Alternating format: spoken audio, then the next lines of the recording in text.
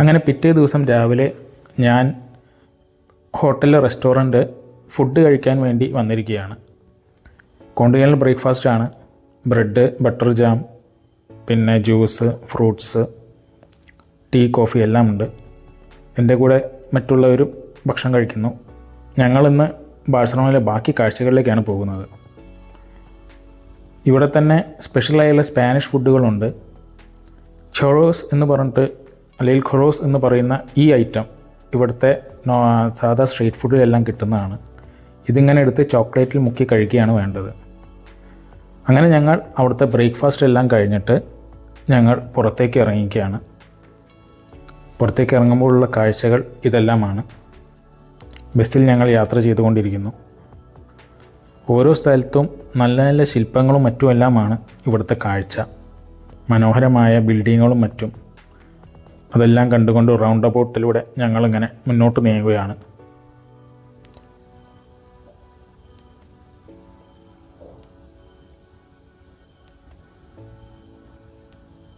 ഇതിവിടുത്തെ local ബസ്സാണ്. ഒരു double decker train പോലെയുള്ള ഒരു അറ്റാച്ച്ഡ് ഡബിൾ ഡെക്കർ ബസ്സായിരുന്നു അത്. അങ്ങനെ ഞങ്ങൾ വീണ്ടും മുന്നോട്ടേക്ക് പോയിക്കൊണ്ടിരിക്കുന്നു. ഞങ്ങൾ ആദ്യം പോകുന്നത് ഇവിടേക്കാണ്, ഒരു മ്യൂസിയം.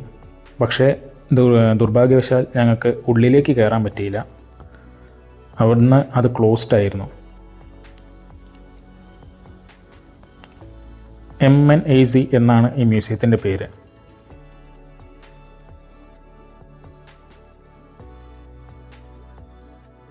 സ്പാനിഷ് രീതിയിലാണ് ആ മ്യൂസിയത്തിൻ്റെ ഫുൾ നെയിം അവിടെ എഴുതി വച്ചിരിക്കുന്നത്. മ്യൂസിയത്തിൻ്റെ പുറംഭാഗത്തെ കാഴ്ചകളാണിതെല്ലാം. ഇവിടെ നിന്നാൽ ഏകദേശം ബാഴ്സലോണയുടെ ആ ഒരു മുഴുവൻ ഏരിയ നമുക്കിങ്ങനെ കാണാൻ പറ്റും. നിറയെ വീടുകളും ബിൽഡിങ്ങുകളും നല്ല നല്ല ശില്പങ്ങളും ഒക്കെയുള്ള ഭാഗം. ഇപ്പോൾ ഞാൻ ഈ കാണിക്കുന്നതാണ് മ്യൂസിയത്തിൻ്റെ പുറംഭാഗം.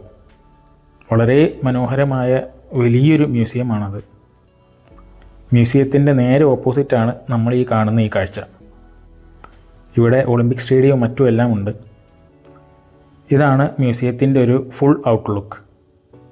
മുഴുവനായൊരു പുറത്തു നിന്നുള്ളൊരു കാഴ്ചയാണിത്. ആളുകളെല്ലാവരും അവിടെ വന്ന് ഫോട്ടോയും വീഡിയോസും എല്ലാം എടുക്കുന്നു. ഞങ്ങളെല്ലാവരും കൂടി ഒരു ഗ്രൂപ്പ് ഫോട്ടോ അവിടെ നിന്ന് എടുത്തു. ഇവിടെ ഇങ്ങനെ പല ശില്പങ്ങളും അതും എല്ലാം ചെയ്തു വെച്ചിട്ടുണ്ട്. അങ്ങനെ നിൽക്കെ ഇവിടെ ഒരു സിറ്റി ടൂർ ബസ് ഇങ്ങനെ പോകുന്നു. ഇഷ്ടംപോലെ സിറ്റി ടൂർ ബസ്സുകളും മറ്റുമെല്ലാം, big bus, hop on hop off എന്ന് പറഞ്ഞുള്ള ബസ്സസും ഒക്കെ ഇവിടെ ഉണ്ട്. ആൾക്കാർ ഇതിൽ ബുക്ക് ചെയ്ത് പോകുന്നു. അങ്ങനെ ഞങ്ങൾ വീണ്ടും ബസ്സിൽ കയറി യാത്ര തുടരുന്നു. വളരെ മനോഹരമായി നീറ്റായി വയ്ക്കുന്ന സ്ഥലങ്ങളാണ് ഇതെല്ലാം. ഇതാണ് ആ ഒളിമ്പിക് സ്റ്റേഡിയം. നേരത്തെ കണ്ട മ്യൂസിയം ഈ ഒളിമ്പിക് സ്റ്റേഡിയത്തിൻ്റെ തൊട്ടടുത്ത് തന്നെയാണ്. അങ്ങനെ ഞങ്ങൾ ആ ഒളിമ്പിക് സ്റ്റേഡിയത്തിൻ്റെ ഉള്ളിലേക്കാണ് പോകുന്നത്. 1929 പണി കഴിഞ്ഞ ഒളിമ്പിക് സ്റ്റേഡിയമാണത്. 1992 ഇവിടെ ഒളിമ്പിക്സ് നടന്നിട്ടുമുണ്ട്. അതിൻ്റെ ഉള്ളിലേക്ക് ഞങ്ങളെ കൂടെയുള്ളവരും ഞങ്ങളും എല്ലാവരും ഇറങ്ങുകയാണ്. ഇവിടെ സ്റ്റേഡിയത്തിനെ കുറിച്ചുള്ള പല കാര്യങ്ങളെല്ലാം സ്പാനിഷ് ഭാഷയിൽ എഴുതി വച്ചിരിക്കുന്നു. ഇതാണ് ഒളിമ്പിക്സ് സ്റ്റേഡിയത്തിൻ്റെ ഒരു മുഖച്ഛായ.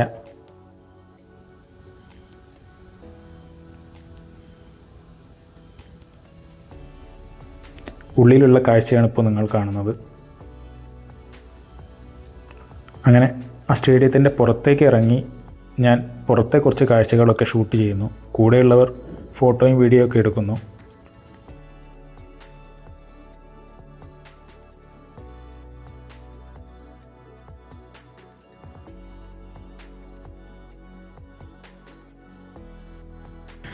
അങ്ങനെ ഞങ്ങൾ ബസ്സിൽ നിന്നിറങ്ങി ഇനി നടന്ന് പോകുന്നത് ഒരു ഗാർഡനിലേക്കാണ്. ഇവിടെ ഇങ്ങനെ ഒരാൾ ഒരു പാട്ട് പാടിക്കൊണ്ടിരിക്കുന്നു.